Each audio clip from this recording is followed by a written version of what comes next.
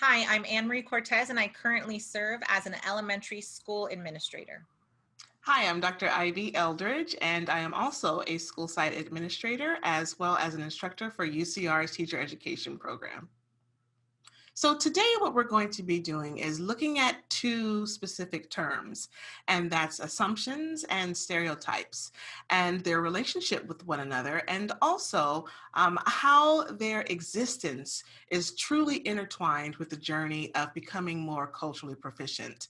Both assumptions and stereotypes are closely related, but more importantly, without working towards understanding and addressing each one, you can't truly tap into the components of the cultural proficiency framework. An assumption is when we accept things as true or certain with no proof or any confirmation. And a stereotype is a widely held but really oversimplified idea of a particular group. It completely ignores the vast and significant differences of groups of people and the complexity of an individual, of each person's story or perspective and experience.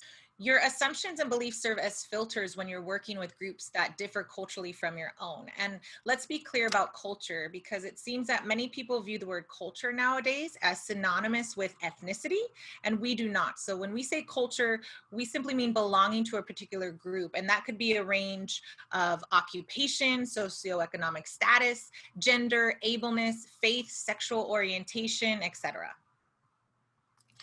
So, why are these concepts so important to consider? Well, when we look at the four tools of the cultural proficiency framework, the barriers, the guiding principles, the continuum, and the essential elements, we find that addressing stereotypes and assumptions are really at the nucleus of each of them. We all do these things. We're humans. We have assumptions and we have stereotypes, and that's what humans do. We seek to categorize things because we're attempting to make sense of the world in which we live. But it's really important to reflect on our assumptions and our stereotypes because those things influence our values, our beliefs, our behaviors, our practices. All of those stem from our assumptions and our stereotypes, which are connected to our experiences sometimes. So, assumptions and stereotypes, when we are truly looking through the lens of cultural proficiency, these two components serve as barriers to equity. And that's the key piece when we're working as educators. Stereotypes and assumptions are foundational to understanding the framework because they also feed into the guiding principles.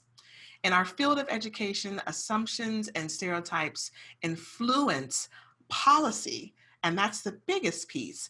This is why it's extraordinarily important to be reflective and mindful so that in turn we can be more intentional about creating and maintaining equity in our organizations.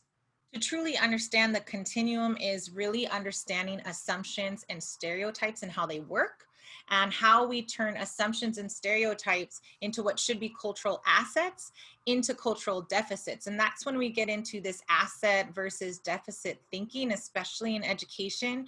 There needs to be a shift. And so, what does that mean for us as individuals? What does that mean for us as educators and within our own organization? We use the guiding principles as a tool for change, and there are 8 guiding principles that provide a moral framework for conducting oneself and your organization in an ethical fashion. There are 3 guiding principles that really relate to what we're talking about here. One is that people have individual and group identities. And the second one is that diversity within cultures is vast and significant, and really the best of both worlds enhances us all. We must be willing to identify and examine our organization's cultural assumptions. And again, by culture, we mean our practices, our policies, our beliefs, our values, and really our unspoken rules. So, one thing you can do is really simply just look at language. Does all really mean all? And as Dolores, she always asks, are we who we say we are? So, what is spoken in your conference rooms, in your teacher's lounge, in your classrooms, and what also is written into your documents? Are you still using language like subgroups and minorities versus demographic groups? Are you using things like the regular kids when you're talking about general education versus special ed? Are you using terms like at risk dropout, low achieving, low performing, as opposed to underserved. So it's really taking the time to start with yourself. Again, this is an inside out approach. So to be ready to reflect and be mindful. So really we need to start with ourselves. And that's why cultural proficiency uses this inside out approach. You must be reflective, you must be mindful, and really be cognizant of the fact that the language we use holds incredible power. So we need to be intentional with how it's used within our organization. So today we want to leave you with a few reflective questions that can also help you narrow your focus on identifying and examining assumptions and stereotypes. So our first question is, we want you to ask yourself, to what extent do you see people as both an individual and also a member of a cultural group? The next we want you to think about is, to what extent do you recognize and value the differences within cultural communities that you serve in as an educator? The next one we really want you to think about is, how do you think your beliefs, assumptions, and biases influence the way you teach, act, behave, lead, and create the environment that you work within? Noticing and appreciating and respecting differences is fundamental to valuing diversity. Knowing and acknowledging your assumptions and beliefs is even more important, and also an initial step in the journey towards becoming more culturally proficient.